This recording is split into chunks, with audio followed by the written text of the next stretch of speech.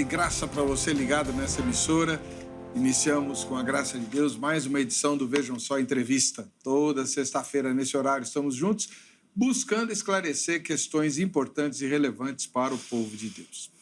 Hoje nós vamos conversar com um dos maiores especialistas no Brasil, uma das questões que o mundo tem visto acontecer por causa do conflito entre os palestinos e os judeus. Nós não vamos focar nos aspectos escatológicos desse conflito, nem mesmo nos aspectos assim, históricos, mas na questão doutrinária, né? A gente conhece bem a doutrina cristã, deveríamos conhecer melhor, né? Mas não conhecemos quase nada a respeito da doutrina islâmica.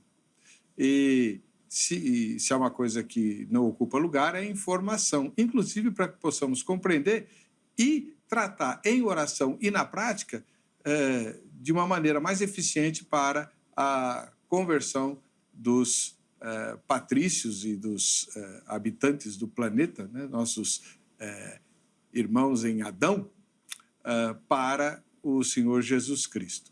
Nós já sabemos que os islâmicos respeitam o Senhor Jesus. Mas, por exemplo, o que sabemos a respeito da noção de pecado?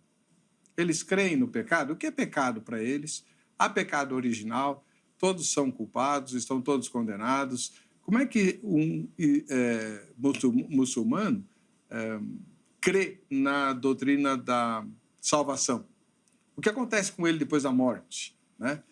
A gente tem uma vaga noção, muitas vezes cercada de lendas, de que aquele muçulmano que morre sacrificado em função da fé islâmica tem um prêmio muito especial no paraíso, né? Ele vai ser recebido lá não sei por quantas virgens e tal. Aí eu pergunto, e a muçulmana? Ela vai receber o quê lá no paraíso? Enfim, isso é verdade, não é? E quem não morre se sacrificando pelo Islã, o que acontece com ele?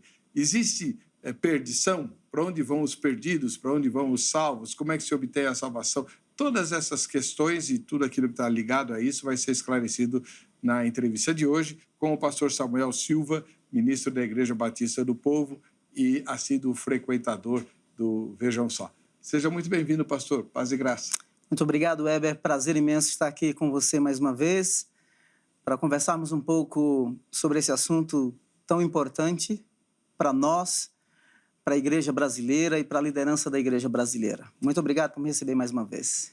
O privilégio é nosso. A Igreja Batista do Povo fica onde, pastor? Fica na Rua Domingos de Moraes, número 1100, em Vila Mariana, em São Paulo, entre duas estações. É fácil chegar, estação Vila Mariana do metrô ou estação Ana Rosa do metrô. Fica bem no meio das duas bem estações, é bem facinho. E os cultos lá são a que horário? Nós temos vários cultos. Especificamente no sábado, nós temos o encontro com o Radical Team às 16 horas. Temos o canal Jovem às 19 e temos culto às 8 da manhã no domingo, 10h15, 17 e 19h15. Então, qualquer pessoa pode ir e nos visitar, conhecer a nossa igreja. E temos uma outra infinidade de trabalhos durante a semana. E de ministérios. Ministérios, né? Bastante. Mais uma vez, a minha saudação ao casal Falsarella, né?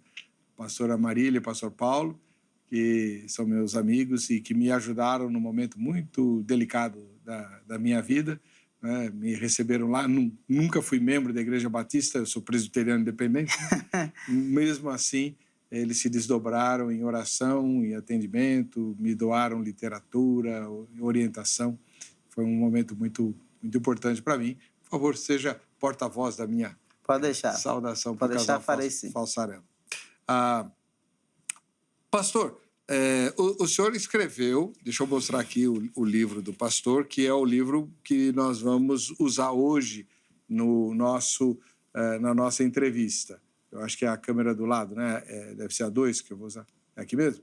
Então tá bom, tá aqui. Jesus ou Maomé, né? Quem é o último profeta? Né? Então, Jesus em relação ao Islã, porque o Jesus dos evangelhos a gente até conhece. Primeira pergunta, pastor Samuel, como é que o senhor se tornou um especialista nas questões islâmicas? O senhor morou lá? Eu morei na Inglaterra por 10 anos com minha esposa Sueli e os meus 2 filhos. E há uma população islâmica muito grande no Reino Unido, especificamente em Londres. Pelo menos no censo de 2011, a população do Reino Unido chegava a ser 4%, mas em Londres a população islâmica já chegava a ser 13,5%. Um certo dia eu estava na rua e um jovem me abordou perguntando se eu gostaria de abraçar, de me tornar um muçulmano. Eu perguntei para ele quais as razões, ele me explicou uma série de coisas e eu descobri que eu não sabia nada sobre Islã. E eu fui para casa e decidi estudar, me preparar, né? E aí o resultado foi esse. Acabei me apaixonando pelo assunto, comecei a pesquisar e quando retornei para o Brasil, eu comecei a escrever. Então lancei meu primeiro livro em 2019, que é A Bíblia aos Olhos do Islã. E o segundo livro agora lancei há 1 mês e meio atrás, que é O Último Profeta, Jesus ou Maomé, Jesus entre a Bíblia e o Alcorão. E o meu objetivo nesse livro é mostrar que mesmo no Alcorão, Jesus é superior ao profeta Maomé. Mesmo no Alcorão? Mesmo no Alcorão. Uau! Então vamos começar por aí. Como assim ele é superior? Então por que os muçulmanos não se tornam discípulos de Jesus? Olha só, primeiro, acho que ninguém pode se tornar discípulo de Jesus se não nascer de novo, não nascer de cima, não nascer da água e do Espírito. O muçulmano, desde a sua infância, ele é treinado ou ele é ensinado e doutrinado a crer que Jesus é um profeta, certo? Crer que Jesus é um profeta que foi enviado para judeus e para os cristãos. Somente. Jesus não é um profeta cujo ministério é conhecido ou reconhecido universalmente. Então, na concepção islâmica, isso não existe. Então, por que o muçulmano não crê, não é? Primeiro que há todo o ensinamento. Por exemplo, eu conheci a história de uma criança que estava na hora do break, lá no Reino Unido, e isso foi uma criança brasileira que me contou. E aquela criança, em todo o tempo, na hora do break, ela dizia uma frase em inglês: Jesus is a prophet. Jesus is a prophet. Jesus é um profeta. Jesus é um profeta. Jesus é um profeta. Então, uma pessoa que cresce sendo ensinada dessa maneira, não é? E doutrinada dessa maneira, porque há toda uma desconstrução da teologia bíblica sobre morte substitutiva de Jesus, expiação, salvação, há toda uma desconstrução. É tanto que é tão difícil que o muçulmano ele pode levar, quando ele tem o primeiro contato com o evangelho, ele pode levar até 5 anos para tomar uma decisão de realmente entregar a sua vida para Jesus. Então tem todo um contexto, não é, do ponto de vista religioso, mas tem todas as implicações culturais. A cultura islâmica, ela é muito entrelaçada, há um senso de comunidade. A cultura islâmica é uma cultura de vergonha e honra. Então, quando o muçulmano decide seguir Jesus e deixar a sua religião, ele não deixa a sua religião, tá? Ele perde esse vínculo familiar porque desonrou e desrespeitou a sua família. Então, tem muitas implicações. É difícil mesmo. No entanto, nós sabemos que existem milhares e milhares de muçulmanos ao redor do mundo se voltando para Jesus. Isa al-Masih, Jesus, o Messias. Agora, pastor, então fica claro aí que o muçulmano, a fé muçulmana, a religião muçulmana, ou islâmica, reconhece Jesus como profeta, Sim. certo? E que reconhece, inclusive, que é um profeta enviado aos judeus e aos cristãos. Sim. Cristãos que não existiam e que existem a partir dele, Jesus Cristo. Sim. Né? Pela perspectiva da fé muçulmana, que tipo de pregação Jesus trazia? Sim, olha só. Primeiro, Jesus veio para confirmar a revelação anterior, que seria a Torá, os Salmos de Davi. E Jesus trouxe, os muçulmanos creem que na revelação do Antigo Testamento e creem no Novo Testamento. Novo? Creem no Novo, no que eles chamam de Injil, que seria o Novo Testamento.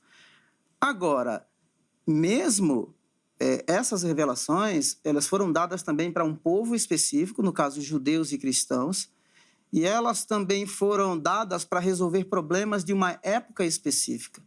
Então, elas não têm mais validade hoje. A validade hoje, né, em termos de revelação para a humanidade, não para judeus e cristãos, mas para toda a humanidade, é a revelação do Alcorão, que foi dada ao profeta Maomé num período de 32 anos. Então, essa é a revelação, é a última revelação. Não somente a última revelação, mas a última religião. Ou seja, a religião que Alá recomenda e a revelação que Alá recomenda para toda a humanidade é o Islã e é o Alcorão. E ele não prometeu preservar nem o judaísmo e nem o cristianismo. Alá prometeu preservar somente o islamismo da corrupção. Ou seja, a religião cristã judaica e as revelações foram todas revogadas pelo Alcorão. Uau! Maomé é cronologicamente posterior a Jesus, não é isso? Sim, Maomé nasceu no ano 570, morreu no ano 632. Ele morreu jovem? Morreu. Como que ele morreu? Ele morreu numa... Olha só, a morte dele deu-se... Há muitas teorias, não é? Mas alguns dizem que possivelmente ele morreu intoxicado ou mesmo envenenado, e depois ele foi elevado e com cavalo e tudo, né? Sim, essa é a noite que a gente chama de a noite da miragem, né? Que está escrito na Surata 17, no verso 1, que ele sai de Meca e vai no dorso de um animal até Betlehem, ou Belém, e depois vai até Jerusalém, onde ele reúne todos os profetas, e a partir daí ele vai... E tem toda uma implicação teológica aí. Ele vai e chega até o 7º céu, que é onde Alá está. Então, tem toda uma... Jovem em termos de 60 e poucos anos. 60. Né? Então, uhum. 60 e poucos anos é muito jovem ainda. Né? Mas, enfim, a pergunta é... Jesus é reconhecido como um profeta anterior a Maomé. No seu livro, eu li lá que, pela doutrina islâmica, todo ser humano nasce muçulmano. Ele pode até não saber disso. Mas sim. Ele nasce... Então, a função da religião islâmica é nos convencer a adotar essa religião, seja lá qual for a nossa de origem? Sim. Na verdade, não adotar. Na verdade, você é muçulmano. Você nasceu muçulmano. Então, você adotou o cristianismo na perspectiva islâmica. Se você ler Surata 19, Surata 10, verso 19... diz que no princípio havia só uma única religião, havia um único povo. Então, todas as religiões, todos os sistemas, sejam eles políticos ou de governo, ou crenças, elas surgem em decorrência dessa divergência entre os seres humanos. Mas o Alcorão diz que todo ser humano ele nasce em estado de fitra. O estado de fitra é assim, você nasce no estado de pureza com uma religião natural, que é o Islã. É por isso que o Alcorão vai descrever muito bem que, por exemplo, tem um camarada que escreveu a Suna, que é aquilo que o profeta Maomé disse e fez, possivelmente 240 anos depois da morte de Maomé, chamado Al-Bukhari. Al-Bukhari vai dizer assim que as pessoas, todo ser humano não nasce judeu, não é? Nem cristão, nem zoroastra, sim muçulmano. Tá? Ou seja, todo ser nasce muçulmano, os pais é que o tornam judeu, cristão e zoroastra. Ou seja, há uma religião natural. Por isso que quando você lê, se as pessoas lerem o Alcorão, elas vão perceber na Surata 3, verso 84, que diz que Noé, Abraão, Isaac, não é? Salomão, Davi, todos eles foram muçulmanos. Inclusive, Jesus foi muçulmano, segundo a teologia islâmica. Por quê? Porque nos pressupostos islâmicos, ou na cosmovisão islâmica, há uma única religião, que é o Islã. E Alá não vai aceitar outra, nem neste tempo presente e nem no futuro. E o judaísmo era o quê? Eles vão dizer que era uma religião que foi dada para um tempo específico, assim como o cristianismo, e eles vão dizer que foi o Islã que completou as demais religiões. Por exemplo, esse escritor aqui, ele diz assim, falando sobre o Islã. Por esta ser a última religião, Alá prometeu preservá-la e guardá-la de toda distorção até o dia do julgamento, contrário às religiões anteriores que foram enviadas em épocas específicas para povos específicos. Entende? Então, Entendi. Pela cosmovisão muçulmana, o ideal sempre foi a fé islâmica. Ok. Mas, por alguns fatores, que depois você vai explicar quais são, Alá tolerou e até usou determinadas religiões fundadas por profetas que ele mesmo levantou, como Jesus, sim. né, para resolver os conflitos daquela época, até que se chegasse... É uma espécie de conceito um tanto quanto evolucionista, né? Sim.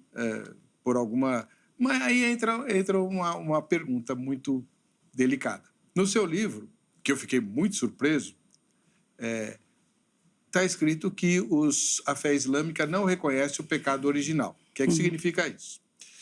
Os pastores que estão nos vendo, sabem, mas o leigo talvez não saiba. O que é pecado original? Pecado original é uma doutrina cristã, e judaica também, acredito, que crê o seguinte: Adão e Eva eram perfeitos, assim como Deus é perfeito, e como Jesus era perfeito como ser humano. Só que Adão e Eva decidiram com o seu livre-arbítrio, livre vontade, livre decisão, livre agência, romper com o Criador, desobedecendo a uma ordem específica dele. Todo mundo conhece a história, né? Gênesis capítulo número 3. E a partir daí, então, nasceu no ser humano uma coisa que a gente chama de pecado, a Bíblia chama de pecado, e que é transmitida de geração a geração. Então, nenhum ser humano, a partir de Adão e Eva, nasce perfeito, nasce nesse estado que o irmão depois vai dizer de novo a palavra em árabe, né, que significa pureza. Todos nós nascemos corrompidos, né, com uma inclinação inata ao erro, ao pecado, ao mal, e por isso precisamos ser educados. Pois bem, se a religião muçulmana, como o senhor afirma no seu livro de forma muito clara, não reconhece o pecado original, ou seja, os seres humanos nascem puros, por que naturalmente a religião muçulmana não foi a primeira a surgir e a prosperar e a perdurar pelo mundo? Nossa, tem vários argumentos, ou essa pergunta ela tem vários desdobramentos. Manda ver. Não é? O primeiro é que o islamismo, ou Alá, inclusive nesse meu livro aqui, eu defino que o Islã, que é a Bíblia aos olhos do Islã, eu dou 4 definições do que é o islamismo, e uma delas é que o Islã é a religião eterna de Alá. Ou seja, todo ser humano foi criado com essa religião natural. Quando aconteceram as divergências é que surgiram outras crenças, e dentre elas o judaísmo, o cristianismo, o zoroastrismo e tantas outras, hinduísmo e tantas outras religiões. Essa é a primeira faceta.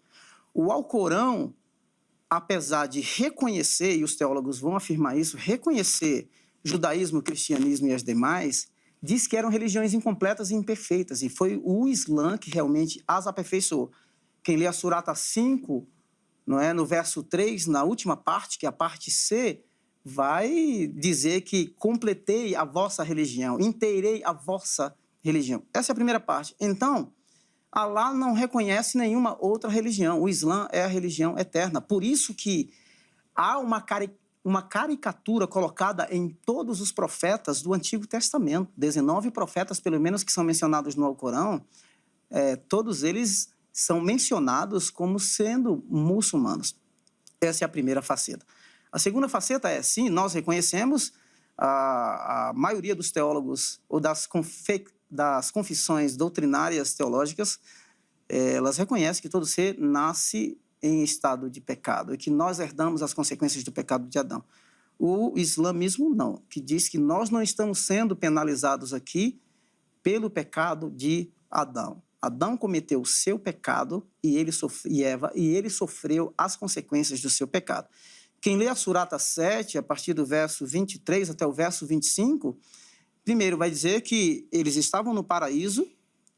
Quando eles pecaram, Alá os expulsou para a terra. E ele disse que na terra, Adão e os seus descendentes teriam gozo transitório, tá? Iriam sofrer até o dia da ressurreição. Ou seja, nós estamos aqui na terra porque saímos do paraíso e somos descendentes diretos de Adão, porque o Alcorão vai afirmar isso. Será que nós não estamos também sendo penalizados?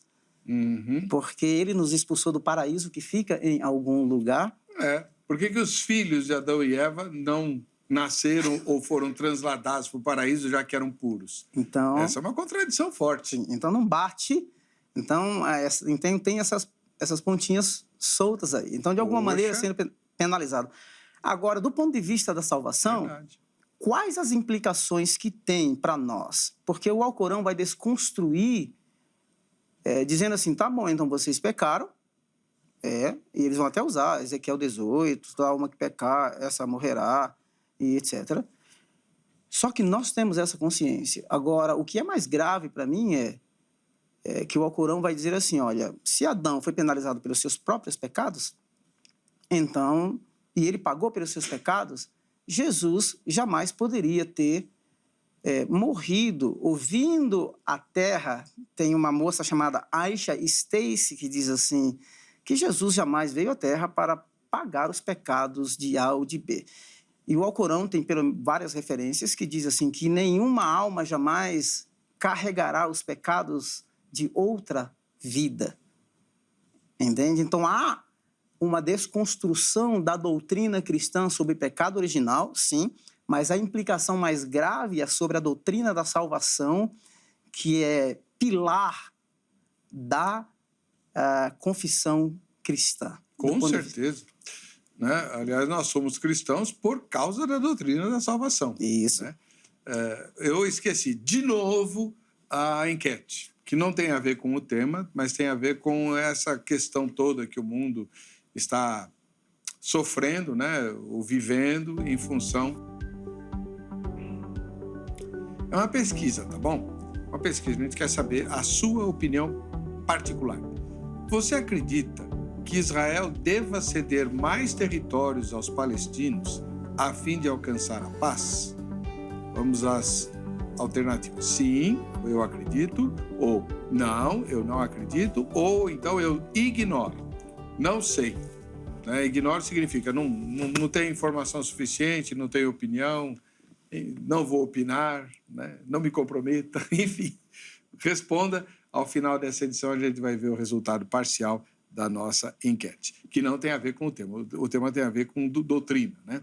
Pecado e salvação. Então, o pastor Samuel Silva tem dito que, pela teologia islâmica,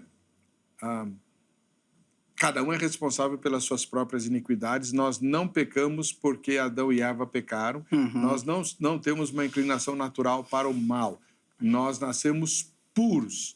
Então, Rousseau devia ser muçulmano, né? Porque o Rousseau que fala do bom selvagem e tal. Né? Todos nós nascemos puros e somos corrompidos, eu não sei que jeito. Eles creem no diabo? Creem no diabo, creem no inferno, creem no único Deus, creem nas revelações que foram dadas aos... E o diabo é o responsável pelo nosso pecado? Olha, nesse caso, do ponto de vista da teologia islâmica, sim. Isso aqui é lindo. É por isso que quando eu decidi escrever o livro, O Último Profeta, Jesus ou Maomé, Jesus entre a Bíblia e o Alcorão. Por quê? Porque é de comum acordo entre todos os teólogos islâmicos, inclusive na Surata 3, na Surata 19, quando o anjo Gabriel aparece para Maria, diz que vai conceber a ela um filho imaculado. Tá? Então, Jesus, dentre todos os seres humanos que nasceu na face da terra, Jesus é o único ser puro e santo. Não somente mencionado no Alcorão, mas é um comum acordo entre todos os teólogos. E não somente isso, Maomé disse que todo ser humano, quando nasce, o diabo o toca com seus dedos nas suas laterais. Está no meu livro. O único ser que Satã, ou Shaitan, não tocou foi Jesus, o filho de Maria. Eles creem no nascimento virginal ou não? Creio no nascimento virginal, né? Que vergonha. Tem cristãos que não creem no nascimento virginal e os muçulmanos creem. Surata 19, a partir do verso 20 até o verso 23. Surata 3, você vai encontrar que Jesus nasce de uma virgem. Maomé não, né? Maomé não, e não somente isso, não é? Jesus é o único que nasce puro, e no meu livro está aí. Deixa eu mostrar o livro de novo. Quando o senhor vai falando, eu vou mostrar. Que Jesus, por exemplo, que Maomé pediu perdão a Deus. E está no Alcorão, isso não é ofensa para ninguém. Dos seus pecados, né, do passado, do presente e do futuro. E o outro biógrafo que escreveu a Suna, que é Sahih al-Bukhari, menciona de que Maomé pede pecado a Deus dos pecados que ele cometeu no período da manhã, no período da tarde, aquilo que ele cometeu de maneira pública e de maneira privada. Ou seja... ele se reconheceu um pecador. Se reconheceu pecador. Então, aí é onde eu mostro que Jesus é superior a Maomé. Se eu perguntar para você, se eu tivesse que te dar uma joia ou uma semi-joia, o que você escolheria? Uma joia ou uma semi-joia? Uma joia? Obviamente. Não é? Se eu posso ter o todo, por que eu vou pegar a parte? Uma parte. Por exemplo, quando os muçulmanos falam do Alcorão, eles dizem que o Alcorão ele é o único livro e a única revelação, na Surata 15, que Allah prometeu preservá-la e que ela está da mesma maneira como foi dada ao profeta Maomé. Ou seja, esse conceito de pureza é que eleva o Alcorão a ser muito elevado e muito venerado e respeitado na teologia islâmica. Eu pergunto, por que Jesus não pode ser, se ele é o único profeta, não é, que não cometeu pecado, que nasceu em estado de pureza? E não somente isso, tem uma outra ala do Islã que diz assim que nenhum ser humano estabeleceu um padrão de caráter, de vida, ética e moral como Jesus. Então, Jesus é único, Jesus é singular, mesmo nas páginas do Alcorão. Como é que se fala Jesus em árabe? Eles dizem Issa, certo? Issa. Mas esse não é o nome em árabe para Jesus. O nome em árabe para Jesus é semelhante ao nome do hebraico. Hebraico é Yeshua. Em árabe seria Yeshua, tá? Então, alguns comentaristas dizem que possivelmente a origem do nome Issa, ou Issa al-Masih, Jesus, o Messias, ele tem origem síria, ou talvez seja uma pronúncia do nome de Esaú, que seria Isó em inglês, e assim por diante. Mas o nome de Jesus em árabe é Yeshua. O irmão tocou numa questão que é curiosa, né? Quase tudo que a gente sabe sobre a fé islâmica, antes do senhor vir ao programa, é resultado de... nossa, eu estou todo torto aqui, poxa vida, lamentável. É resultado de... Houve aqui, houve lá, muito barulho, ou não informações confiáveis. Então, por exemplo, uma das coisas que a gente sabe é que os muçulmanos entendem que o verdadeiro filho de Abraão, o filho da promessa, era Ismael e não Isaac. É isso? Isso. Mas Ismael é filho de Sara ou filho de Agar? Olha só. Sim, Ismael é o filho de Sara, certo? O verdadeiro filho da promessa, então. O muçulmano ele vai dizer que sim. Tá? Só que a teologia, se nós lermos a teologia do Gênesis, a primogenitura ela é sempre passada ao caçula. Uhum. Certo? Uhum. Então, o caçula, nesse caso aí, seria Isaac. Isaac. Certo? As pessoas sempre tentam, inclusive eu fiz uma live com o Dr. Jeff, que está nos Estados Unidos, sobre Israel, Deus, Israel, a igreja, na história da redenção. A gente tenta iniciar os conflitos a partir dali, entre árabe e cristãos ou judeus e etc.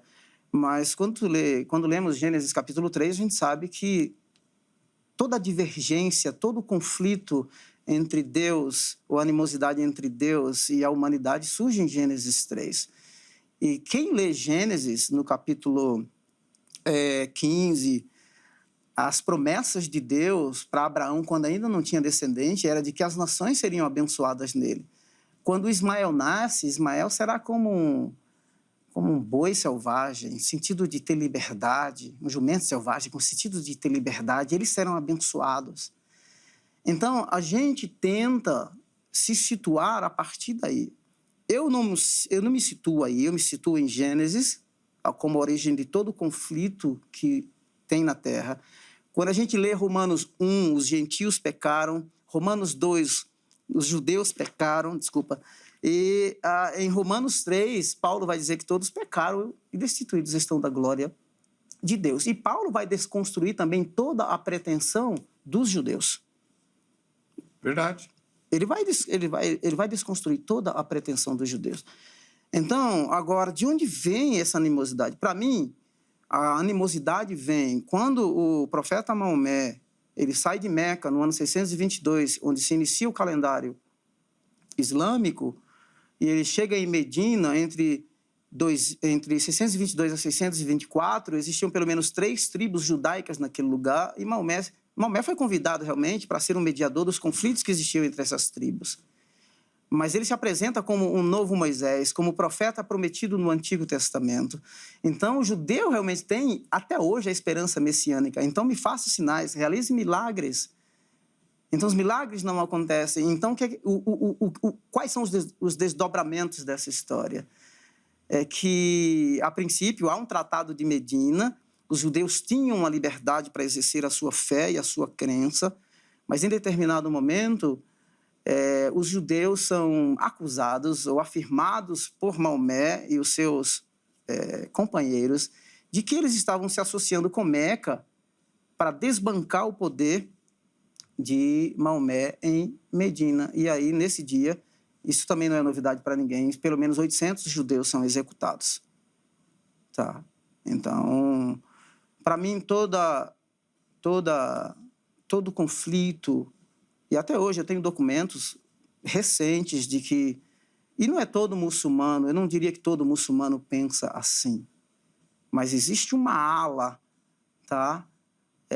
E eu fico também pasmado, às vezes, quando eu leio o Alcorão, como que o judeu ele é descrito no Alcorão, tá? Como matando seus profetas, aqueles que corromperam todas as escrituras, e assim por diante. Então, a história é muito mais profunda do que a gente possa imaginar. Agora, o descendente de Abraão, se você ler Atos capítulo 2, lá tem 16 nações representadas, o nome dos árabes estão representados ali. Tá? Então, a questão, eu acredito que merece ser melhor estudada, pesquisada, para ninguém tecer juízo precipitado. Nós, como cristãos, nós não temos o direito de ter preconceito com absolutamente ninguém. É por isso que quando eu falo aqui, eu não falo do muçulmano em si. O meu negócio é estudar o Islã. Porque se o muçulmano, o teólogo, ele tem a liberdade de dizer que Jesus não morreu, que Jesus não ressuscitou, que Jesus não era Deus, que Jesus não é filho de Deus, por que eu não tenho a liberdade também de dizer assim que ele era, ele é, ele morreu, ele ressuscitou, ele é salvador, ele é superior ao profeta Maomé no Alcorão? Então, eu acredito que no século XXI nós precisamos ter esse diálogo franco e aberto e discutir as ideias, mas sempre amar as pessoas, porque o primeiro descendente de Abraão, em Gênesis capítulo 41 e Gênesis 50, quando ele estava no Egito, ele abençoou todas as nações da terra daquela época. O primeiro descendente, você está falando, é Ismael. Sim, nesse sentido, quando há fome, eu estou falando de José. De José. Isso. Tá. Bom,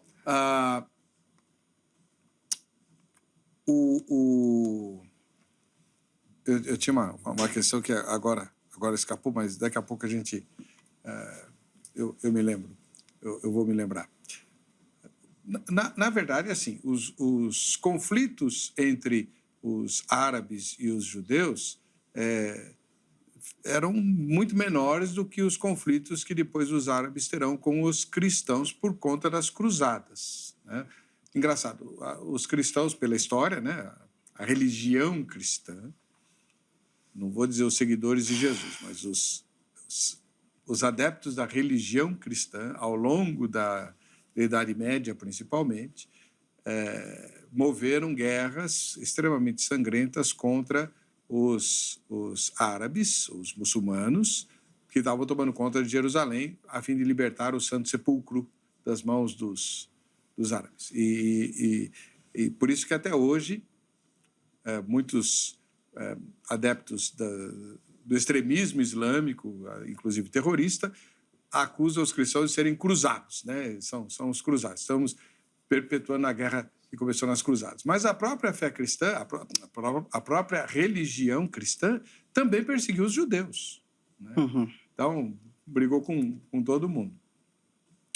E os conflitos que a gente tem visto lá na Palestina não é entre... esses conflitos não são entre árabes e judeus. São entre palestinos, descendentes dos antigos filisteus, que, obviamente, adotaram a religião muçulmana, que é a mesma religião do mundo árabe, né? Então, às vezes, a gente fala conflito árabe-israelense, mas esse conflito já foi superado. A própria Arábia Saudita estava até a eclosão da guerra, agora, em franco alinhamento com o governo de Benjamin Netanyahu. Então, estamos lá, e muita gente acredita que a guerra foi deflagrada para romper essa aproximação, né? Sim. Bom, pastor, vamos voltar à questão do pecado, né? Cada um é responsável pelo seu próprio pecado. O que é pecado na religião islâmica? Na fé cristã a gente sabe, mas e na religião muçulmana? Quais são os principais pecados e os mais comuns? Olha só, o pecado, na nossa definição, é errar o alvo, não é? Deus nos criou com um propósito, tá? Sim. Agora, o conceito de pecado no Islã é realmente você não viver de acordo com a revelação de Alá para o muçulmano, a revelação de Alá para a sua vida. Agora, onde encontramos essa revelação de Alá? Encontramos na vida do profeta Maomé, encontramos na Suna, que é aquilo que ele disse e aquilo que ele fez, e no Alcorão. Então, por exemplo,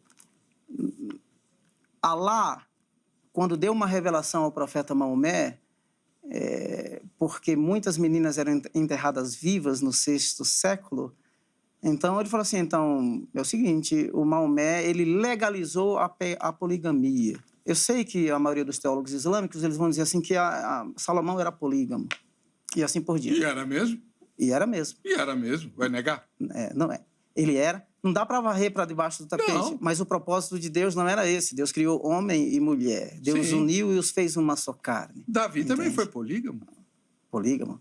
Ele mostra, assim, que realmente todos pecaram. Então, o conceito de pecado é você não cumprir ou não viver de acordo com a revelação de Alá. Por meio da vida do profeta Maomé, o que Maomé disse e fez e aquilo que está escrito no Alcorão. Eu sei que parece vago, tá? Eu sei que parece vago, mas, por exemplo, você enganar, você roubar, você emprestar dinheiro a juros, você ser omisso, você não ser veemente na proclamação do Islã. Por quê? Porque a religião islâmica, como os teólogos dizem, não está pautada simplesmente num ritual de você se encontrar uma vez no domingo, por 1h30, 2 horas e voltar para a tua semana. O conceito e essa é uma das definições que eu dou no meu primeiro livro, que eu digo que o Islã ele é a religião balizadora. Por que balizadora? Porque tudo no Islã é ato de adoração. Então, os teólogos vão dizer assim, olha, para os cristãos é um ritual, mas para o muçulmano, a religião, ela penetra, ou ela influencia o dogma teológico, o comércio, o poder militar e assim por diante. Então, pecado é o muçulmano não expressar o seu ato de adoração como um bom muçulmano, tá? Que vive na íntegra aquilo que o Islã ensina. Uma outra observação, que eu acho que é muito importante, na perspectiva islâmica, só existe duas casas, não é? A casa dos fiéis e a casa dos infiéis. Então, não importa, os infiéis são aqueles que realmente se desviaram da senda reta.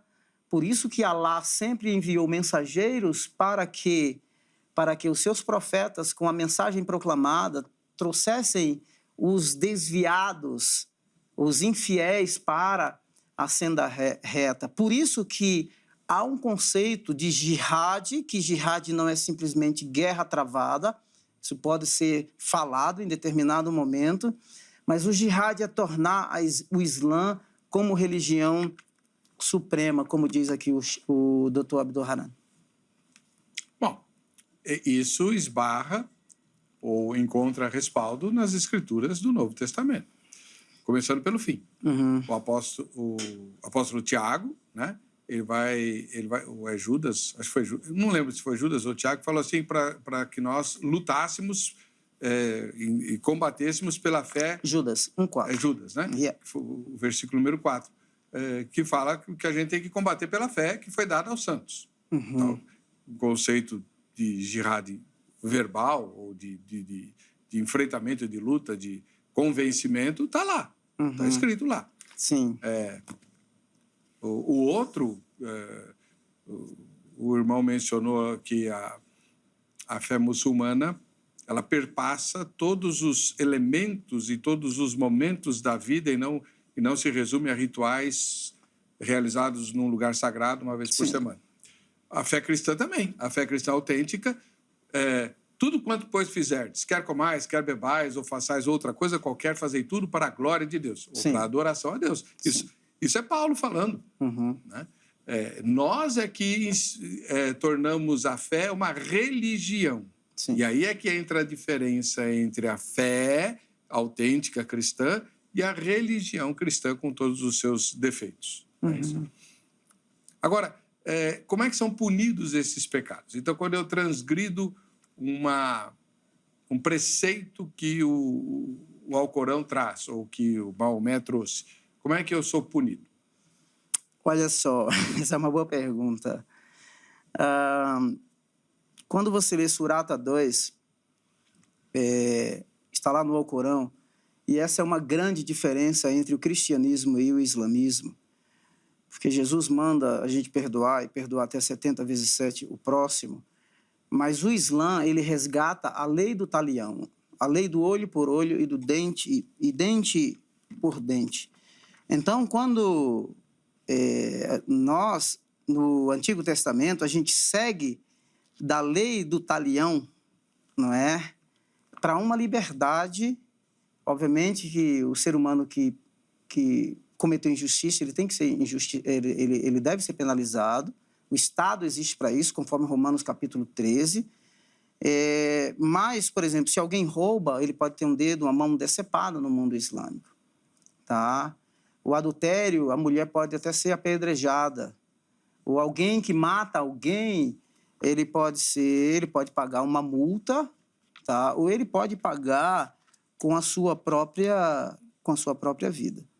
Então, o que a gente percebe é que há todo um código de lei, sim, para que o indivíduo seja penalizado, que a justiça seja estabelecida e que, segundo o Alcorão, não é o resgate da lei do talião que nós deixamos para trás.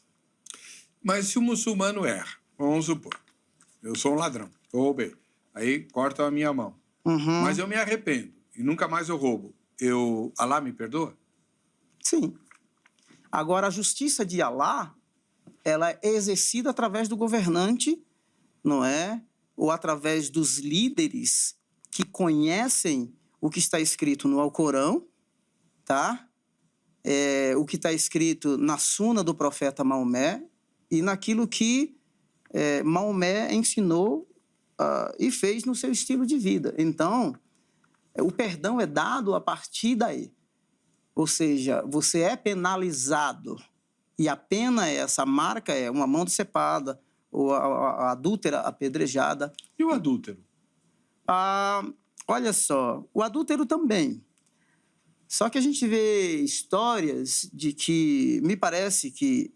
A questão do adultério é o seguinte: o adultério só pode ser confirmado no Alcorão, olha que absurdo, ou na teologia islâmica, se realmente tiver pelo menos 2 testemunhas e se o ato da relação entre homem e mulher e vice-versa realmente for observado por essas pessoas, tá? Tem que ser testemunha ocular. Tem que ser testemunha ocular. Então, o indivíduo ele será penalizado, sim. Ele também é apedrejado.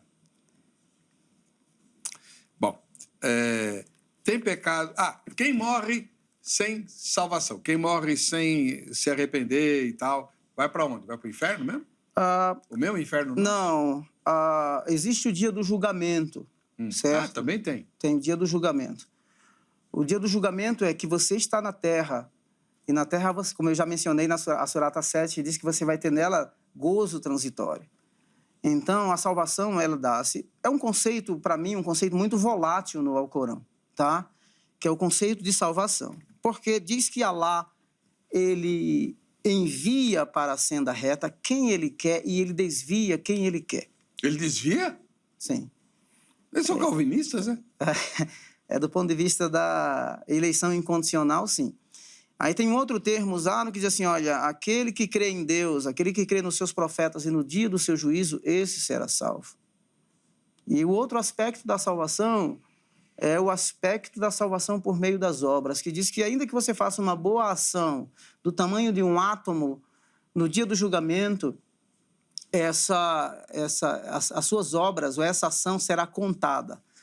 Então, você tem um anjo que está do teu lado, o muçulmano tem um anjo que está do lado direito, o outro anjo que está do lado esquerdo. Do lado esquerdo conta as más obras, do lado direito conta as boas obras. Coitado do meu anjo. Um está dormindo, o outro está estafado. Então, no grande dia, no dia do julgamento, então essas obras serão pesadas, elas serão equiparadas. Se as obras más excederem as boas, você será...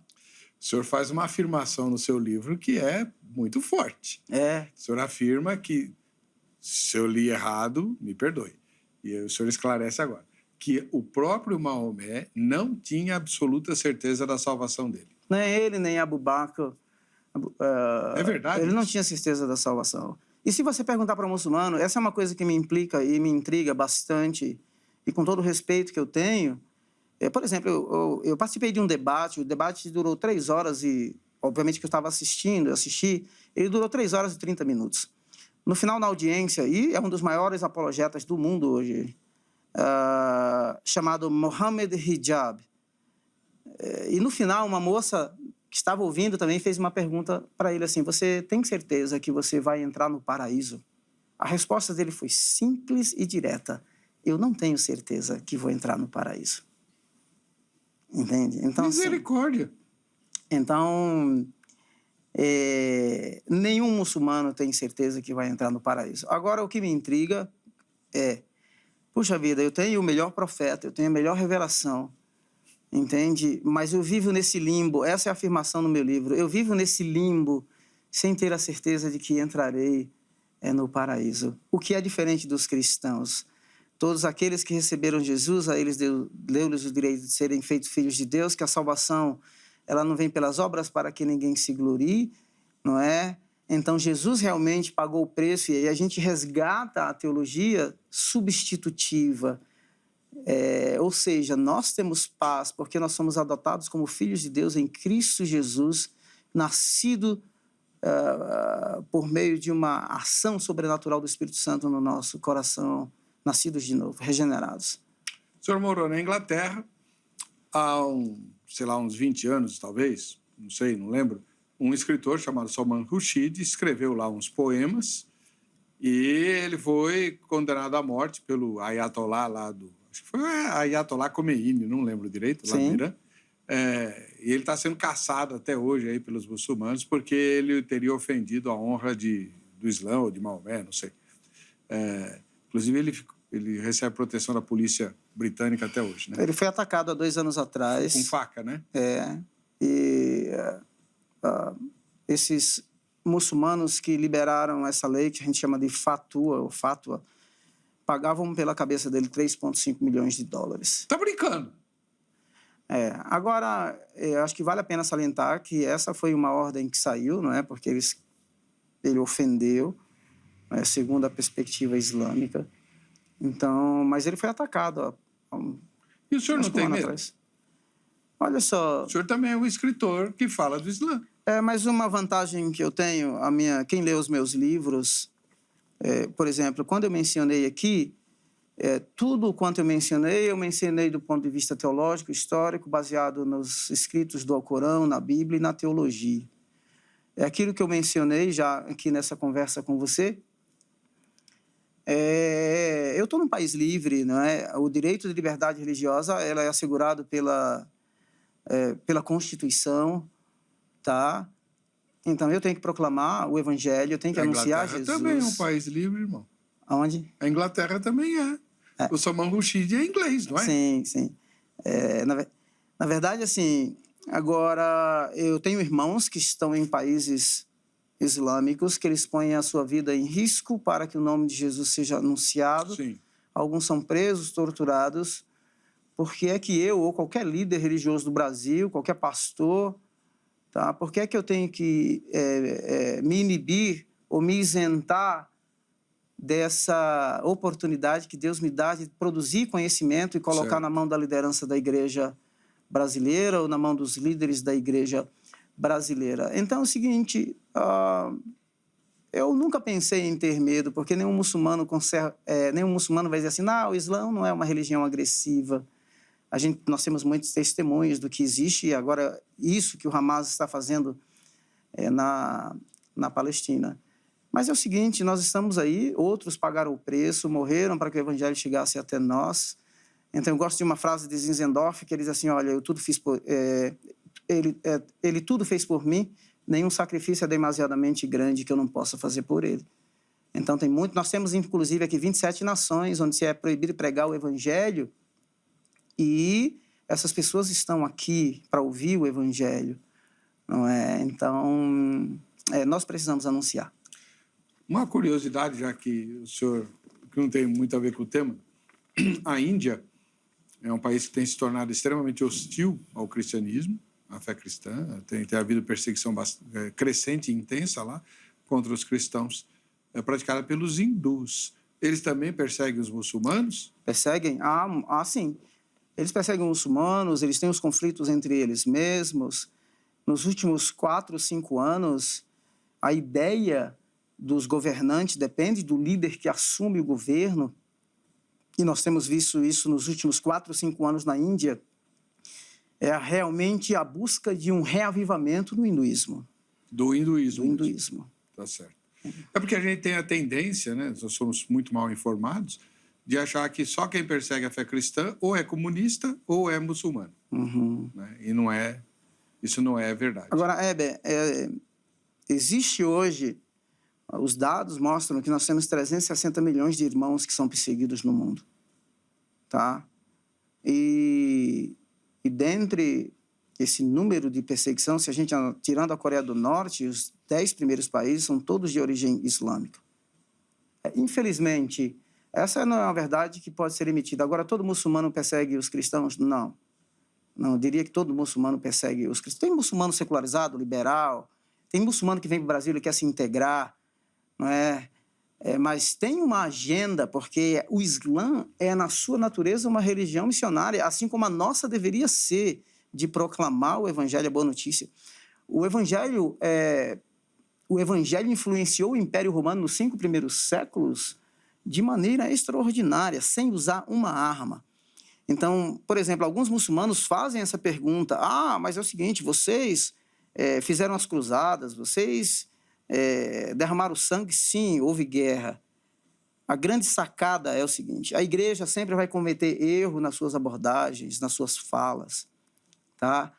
Agora, me deixe dizer uma coisa aqui: ninguém vai encontrar uma gota de sangue nas mãos do Mestre Jesus.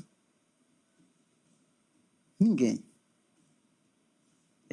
Quando o Pedro decepou a orelha lá do assistente do sumo sacerdote, Jesus disse assim: ó, põe a sua espada, porque aquele que viver pela espada morrerá.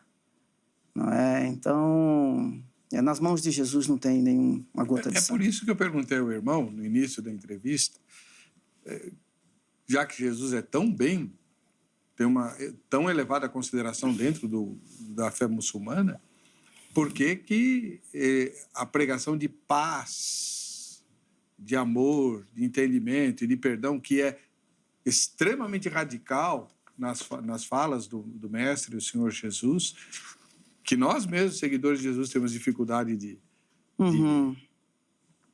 praticar, né? Por que essas coisas não são enfatizadas na fé muçulmana? Né?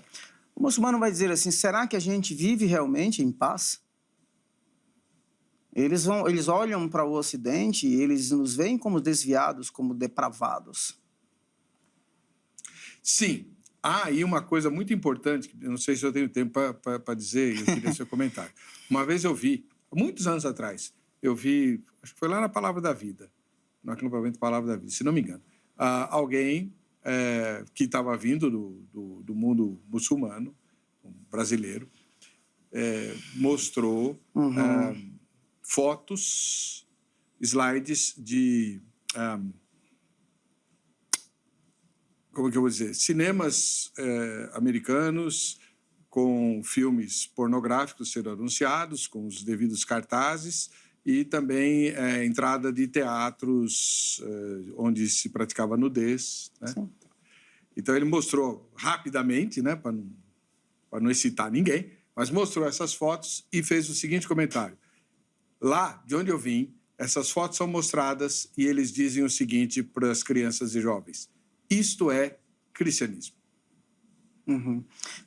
A perspectiva é essa, porque na cosmovisão cristã, tudo que não é muçulmano é ocidentalizado e cristianismo. A gente sabe que, na verdade, não é isso. Nós vivemos num país livre, as pessoas têm aí a liberdade para escolher a sua religião, escolher o seu estilo de vida, escolher o seu estilo de família. E nós percebemos que não é só o Islã hoje que traz uma imposição.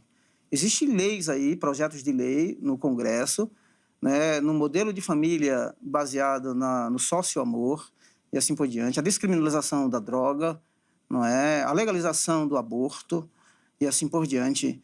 Então, nós percebemos que há uma imposição, não é, em todos os sentidos, em todos os aspectos. Para mim, assim, o mundo surtou, sabe? Então, o que a gente precisa é de um pouco de realidade, um pouco de sobriedade. E a gente precisa realmente trazer para esse mundo tão complexo, para essa sociedade tão complexa, que fala de tanta tolerância, mas é tão hostil, não é? Tolerância para o que for errado. Não é? Então, nós precisamos olhar o outro lado e dizer assim, respeitar o direito que o outro tem. Bom, eu tenho que chamar o intervalo. Daqui a pouquinho a gente continua com a parte final dessa entrevista, mostrando também as fotos de quem está participando dos nossos concursos e lendo alguns comentários publicados nas nossas redes sociais. Mas antes, você deve ter ficado curioso de saber, por exemplo, o que dizem os profetas bíblicos, né? E que são mencionados pelo Alcorão, são respeitados, inclusive, pela fé muçulmana e tal. Por que você não vem estudar a Bíblia com a gente? A Grade Academia Teológica da Graça de Deus tem o curso em plataforma EAD para que você possa estudar a Palavra do Senhor em vários níveis de aprofundamento. Entre em contato conosco durante a semana pelo telefone 3115-0819, 3115-0819 em São Paulo, ou entra no site agrade.com.br. A vantagem do site é que você não precisa esperar o horário, né, de segunda a sexta-feira, no horário comercial, para falar com alguém. Você já pega as informações a qualquer tempo.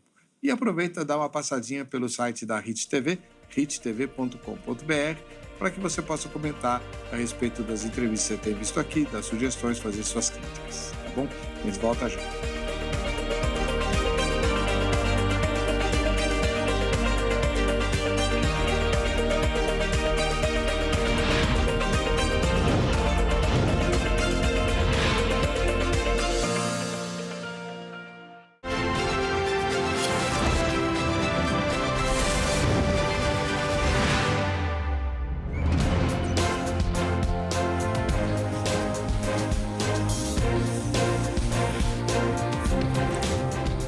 bem, estamos de volta com o programa Vejam Só Entrevista. Antes de continuar, irmos para a parte final da entrevista com o pastor Samuel Silva, da Igreja Batista do Povo, que está especialista nas questões do Alcorão e da fé muçulmana, está nos ajudando a entender a questão do pecado e da salvação pela teologia muçulmana em comparação com a nossa, né?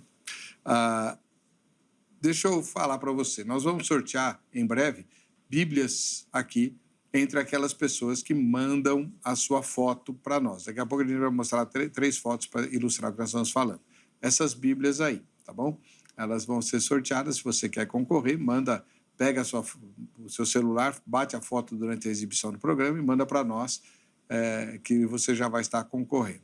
Quem não tiver paciência para esperar o sorteio, né, pode adquirir essas Bíblias e muitas outras no Shopping do Povo, o shopping de quem sabe comprar, que fica aqui na Avenida São João, 816, em frente à Igreja Internacional da Graça de Deus, sede, né? Aí você está sendo recebido aí pela gerenta, né? É só falar, ó, vim pelo Vejam Só, aí a dona Eliana vai te fazer tocar uma banda de música, estender tapete vermelho para você, tá bom? E em breve, as canecas do Vejam Só também serão comercializadas no Shopping do Povo. Olha que legal. Muito bem. Primeira foto de hoje vem de Jacareí, é um município não distante da capital, né? Na beirada da Via Dutra. Daniel de Oliveira é nosso telespectador lá. Faça que nem ele, bata a foto durante a exibição do programa e manda para nós. Valeu, Daniel. Deus abençoe. Gostei da sua barba aí. Um dia eu vou ter uma igual. Em Belo Horizonte, capital das Alterosas, a Emiliana é nossa telespectadora. Olha que legal. Também fez a foto durante o debate, que bacana. Emiliana, Deus te abençoe. E aqui na capital paulista, a Maria José é nossa telespectadora e como ela mora aqui na capital, pode vir assistir a gravação ao vivo aqui, né? Agora, dona Zezé, quem bateu essa foto? Você tinha que falar, né, irmãzinha querida? Deve ter sido o maridão, né? Ou o filho, a filha, o neto, sei lá, né? Mas tem que falar para a gente acreditar aqui, tá bom? Vamos lá. O Davi fez o seguinte comentário em relação à enquete que fala sobre Israel deveria ceder mais território aos palestinos a fim de alcançar a paz. O Davi escreveu o seguinte: acredito que não, pois os palestinos deixaram claro que não estão em busca de paz. Confundir os palestinos com os muçulmanos é um erro grave, não é? E gravíssimo. Nem todo árabe é muçulmano, nem todo muçulmano é árabe, nem todo palestino é muçulmano. É um erro gravíssimo. Então a gente rotula. Então tem cristãos, igrejas no meio de todo aquele conflito. Agora, em 2005, a faixa de Gaza já foi dada aos palestinos, não é? Mas eles não se contentam. É porque a ideia é realmente a ideia de... A gente tem que fragmentar essa pergunta. Se o conflito não é Israel e Palestina, o conflito é Israel e Hamas. O Hamas é um grupo radical islâmico que, tanto ele quanto o Hezbollah, Boko Haram, Talibã, é só olhar o retrato do que aconteceu no Afeganistão em 2001. Entende? Então, a imposição ou a implementação da lei da Sharia no Afeganistão. Entende? Agora, é possível... Israel devolveu, em 1998, terras para o Egito. Em 2005, ele concedeu. Depois, o Hamas implementou a lei da Sharia. Houve um conflito entre faixa de Gaza e Cisjordânia. Então, por quê? Porque Hamas não aceitava um governo mais pacífico, então eles começaram a perseguir seu próprio povo, a matar o próprio povo. Mas eles estão fazendo isso agora também. Sim. Eles fizeram isso agora. A tática é sempre a mesma. Eles não têm apreço à vida.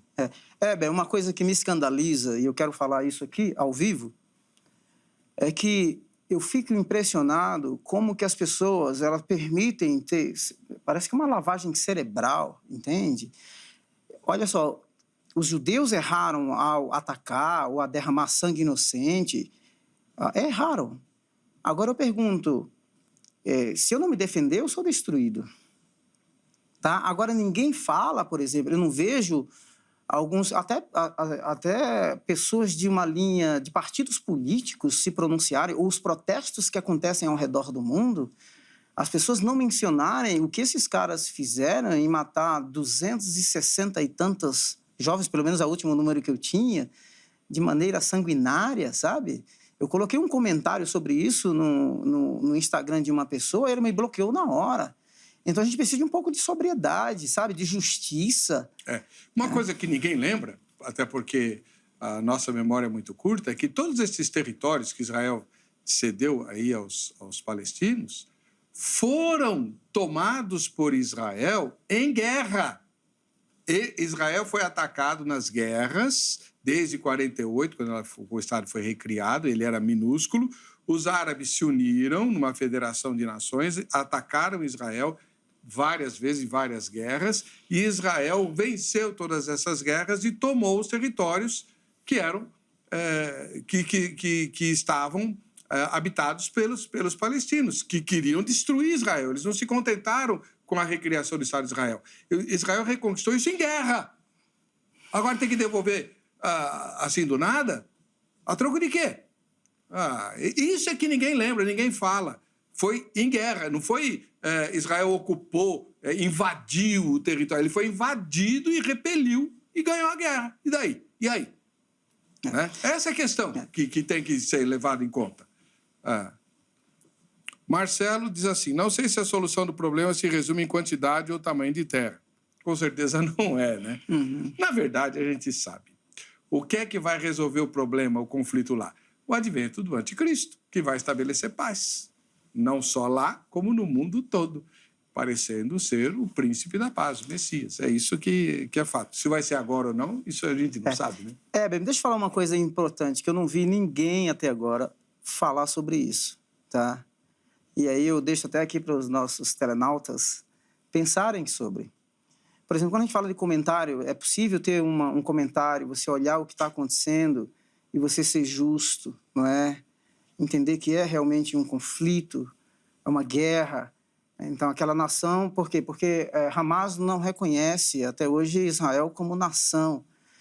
É possível chegar a um consenso. É possível, se houver realmente colocar as armas e se dispuser a negociar. Agora, ninguém falou ainda o seguinte. Existe uma mesquita chamada Al-Aqsa. A mesquita Al-Aqsa, ela foi construída na tradição islâmica por Jacó. Tá? Não diga. E, por exemplo, se um fiel penitente ou um fiel muçulmano fizer uma oração em Meca, uma única oração em Meca vale por 1000 orações em outro lugar. Se ele fizer, que é a primeira cidade mais importante, se ele fizer uma oração em Medina, uma oração em Medina vale por 500 orações em um outro lugar. Quem fizer uma oração na mesquita Al-Aqsa, ela vale por 250 orações feitas em outro lugar. Tá? Eu sei que tem essa implicação teológica porque esses radicais eles querem realmente tomar esse lugar que na perspectiva é um lugar sagrado. E um lugar sagrado, uma terra sagrada na perspectiva islâmica jamais pode ser administrada, cuidada e pisada por infiéis.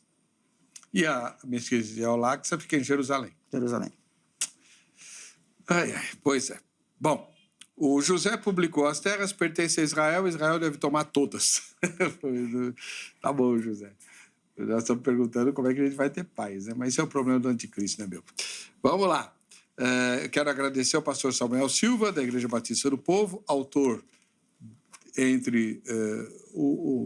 esse é o segundo livro que ele publicou, né? Entre Jesus e Maomé. Está aqui. Quem é o último profeta, na verdade. Usa tudo à luz dos escritos islâmicos. Ele é da Igreja Batista do Povo, os contatos dele foram publicados ao longo da exibição do programa e estão também nas nossas redes sociais para quem quiser convidá-lo para palestras, etc. Resultado da enquete, vamos lá. Você acredita que Israel deva ceder mais territórios aos palestinos a fim de alcançar a paz? Sim, 17%. Não, 79%, e ignoro o restante, 4%. Aí, né? Então, Israel não vai ceder. segundo a nossa opinião. A gente se encontra no próximo Vejam Só a Entrevista, sexta-feira que vem, querendo o Senhor. Com ósculo santo, Deus abençoe.